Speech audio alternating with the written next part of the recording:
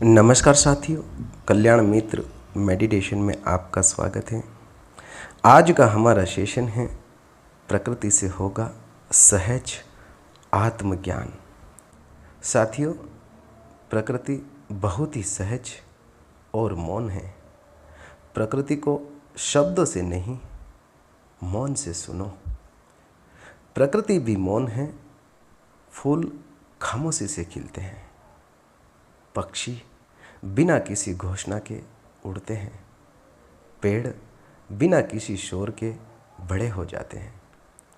इसीलिए अगर तुम सत्य को जानना चाहते हो तो पहले प्रकृति को सुनना सीखो, क्योंकि आत्मा की पहली भाषा है मौन, और प्रकृति उसी मौन में बसती है।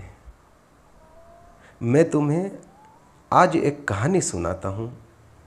कोई पुरानी कहानी नहीं है, कोई पौराणिक कथा नहीं है। यह तो अभी अभी घटा है और यह तुम्हारे भीतर भी घट सकता है। कहानी है एक युवक और पर्वत की यात्रा। एक युवक था, बड़ा ही बेचैन था, प्रश्नों से भरा हुआ था, बड़ा व्याकुल था। उसने किताबें पढ़ी, उपनिषदों को पढ़ा, गुरुओं को सुना, लेकिन भीतर कुछ बदलाव नहीं हुआ। ज्ञान बढ़ता ही गया, लेकिन भीतर शांति नहीं आई। वह जानता था परमात्मा के नाम, ब्रह्म, आत्मा, तत्व, शून्य, लेकिन उन्हें छू नहीं पाया। एक दिन वह थक गया, हार गया और उसने सब कुछ छोड़ दिया। न किताबें, न शास्त्र, न गुरु। वो हिमालय की ओर चला गया। कहता है कि अब बहुत हुआ, अब बस एकांत चाहिए, मौन चाहिए। अब मैं खुद को खोजूंगा, बिना किसी मध्यस्थ के। वह एक पर्वत की चोटी पर पहुंचा। दिन निकलता गया, रात बीतती गई। वो सिर्फ बैठा रहा। न कोई मंत्र, न कोई ध्यान विधि, न कोई अभ्यास, बस मौन होकर बैठा रहा। सिर्फ देखता रहा, हवा कैसे चलती है, पेड़ कैसे हिलते हैं, चिड़िया कैसे उड़ती है, बादल कैसे दौड़ते हैं। धीरे धीरे भीतर कुछ बदलने लगा। वह जो बाहर देख रहा था, वह भीतर भी घटने लगा। बादल जैसे बाहर दौड़ते थे, वैसे ही भीतर विचार दौड़ रहे थे। वह न उन्हें पकड़ता, न उनके पीछे भागता, सिर्फ और सिर्फ उन्हें देखता रहा। एक सुबह सूर्य उगा। वह युवक पत्थर पर बैठा था, एकदम मौन था, बिल्कुल ही शून्य था, खाली था। सूर्य की किरणें उसके चेहरे को छूने लगी। हवा ने उसके बालों को सहलाया और पक्षी गाने लगे। तभी एक क्षण आया, कुछ भीतर टूटा, कुछ फूटा। कोई दीवार थी, कोई आवरण था जो गिरा, और पहली बार उसने स्वयं को देखा, बिना विचार के, बिना नाम के, बिना किसी पहचान के। बस मैं हूँ, और यही आत्मबोध था। कोई विचार नहीं, कोई ज्ञान नहीं, केवल अनुभव। प्रकृति ने उसे यह दिया, किसी शास्त्र ने नहीं, किसी गुरु ने नहीं। पेड़ों ने, आकाश ने, नदियों ने, चिड़िया ने, उन्होंने उसे सिखाया कि ध्यान क्या है। प्रकृति सबसे सहज है और सरल गुरु है। प्रकृति परम सत्य है। प्रकृति ही परमात्मा है, प्रकृति ही ईश्वर है, प्रकृति ही अल्लाह है। प्रकृति का ध्यान सहज ध्यान है। प्रकृति सबसे मौलिक गुरु है। ध्यान की पहली शिक्षा प्रकृति से ही मिलती है। क्यों?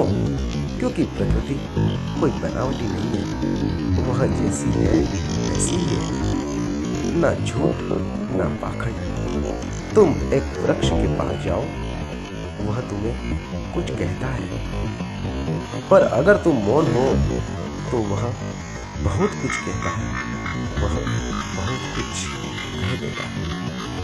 एक फूल से अधिक ध्यान में और कोई नहीं। फूल कुछ बनना नहीं चाहता, फूल की अपनी कोई मर्जी नहीं, उसका अपना कोई लक्ष्य नहीं होता, वह तो अपने होने में है। मनुष्य की सारी उलझनें यही है कि मनुष्य कुछ न कुछ बनना चाहता है, मनुष्य की दौड़ कुछ पाना चाहता है, जो है उस तरफ तो उसका ख्याल ही नहीं जाता, पर जो नहीं है उसको पाना चाहता है। मनुष्य हर पल भविष्य में जीता है या बीते हुए कल में जीता है। मनुष्य वर्तमान को तो जीता ही नहीं, वो आज और अभी से अनजान ही रहता कि वर्तमान में कैसे जिए। वर्तमान चला जाता है और मनुष्य फिर खाली का खाली रह जाता है। उसके भीतर कोई शांति नहीं होती, कोई आनंद के फूल नहीं खिलते। वह तो हर घड़ी हर पल बेचैन रहता है, वो कुछ ना कुछ मांगता ही रहता है। उसकी कामना, उसकी ख्वाहिशें कभी पूर्ण ही नहीं होती और वो जीवन भर ऐसे दौड़ता है जैसे रेगिस्तान में कस्तूरी मृग दौड़ता है कि खुशबू कहाँ से आ रही है। जो भी पाने की होड़ में लगा रहता है उसे कभी आत्मज्ञान होता ही नहीं। आत्मज्ञान की भावना भी आत्मज्ञान के लिए एक बाधा है।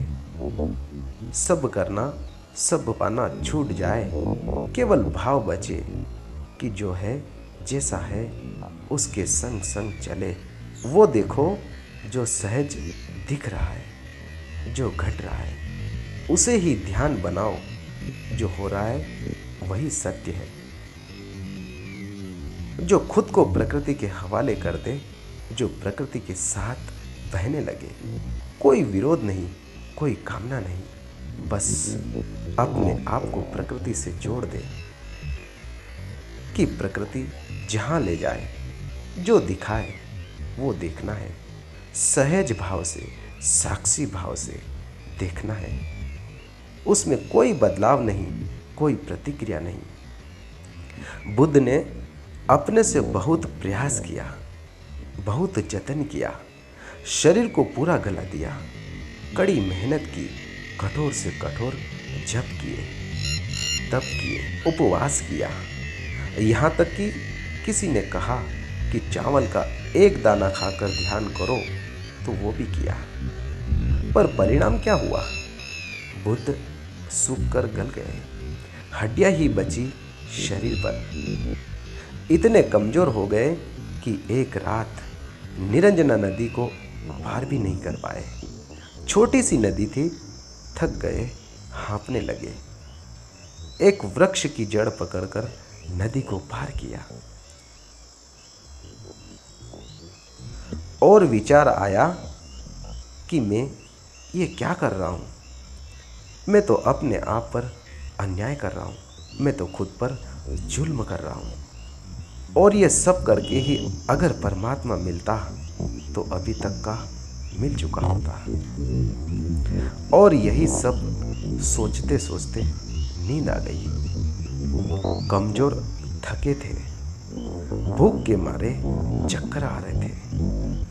रात की अंतिम घड़ी में नींद खुली, आंखें खोली, आकाश की ओर देखा कि एक तारा टूटा और वो गिरा जमीन की ओर आ रहा था। तारे को देखना और भीतर कुछ घटा कि तारा टूटता है और तारा कुछ करता ही नहीं। वो कितनी शांति से, कितने सहज भाव से घटना को स्वीकार कर रहा है। कोई क्रिया नहीं, कोई प्रतिक्रिया नहीं। तारे ने अपने आप को प्रकृति के हवाले सौंप दिया कि जैसी मर्जी जहाँ ले जाए वहीं सही। प्रकृति के साथ साथ चलना और उसके हर आदेश का बिना किसी क्रिया, बिना किसी प्रतिक्रिया के उसे स्वीकार कर लेना ही असल परमात्मा के आदेश में जीना है। बुद्ध ने देखा कि जो प्रकृति है वह तो सब में है। जो तारा गिरा उसमें टूट फूट हुई वो तो भीतर भी होती है। वही सब कुछ बनना और बिगड़ना भीतर भी होता रहता है। उसको स्वीकार नहीं करना ही असल अज्ञानता है। जो अपनी मर्जी का ना हो तो वही दुख है।